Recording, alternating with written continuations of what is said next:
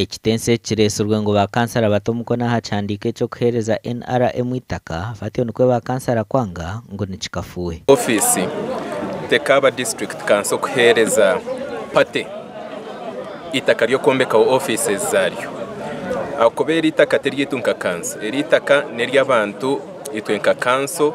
We just hold it in trust for these people. Mwena ato wahandikire baraha akajahandika kubi akaryo kwandike baraha ari kugira ngo tushemerira district kwombekaho iba kweta nka state lodge ninge iba kweta state house. Omukansoni yemwe ba Kansara bebembirwe Speaker Robert Nkwemerire barabwire mukuru w'abakozi hamwe n'abakozi be ngo akajogo karenjire namunonga ko kwindura biri kutebwa mu mbarira. There was some mismatch. And now even I'm now looking some mismatch in our budgets.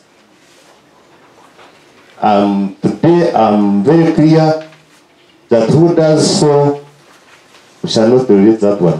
Akwitunga Kansara zukatumwa abantu kubagwekera katukabakikira rya district.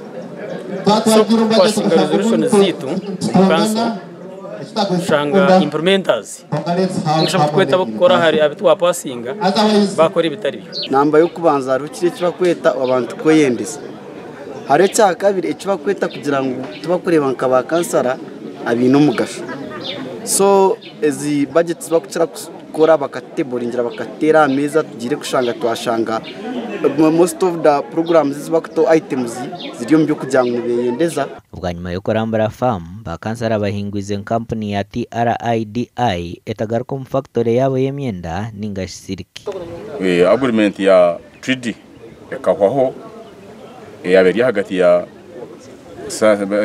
government ya science and technology ekahwaho ibaruma kinyashtu kwa mugaga 2020 echo nchimanyisa mutubakine kakwate na nibi nakakwate na project ya circ eri aharobare. The 400 million was not there. It came after that they approved the budget.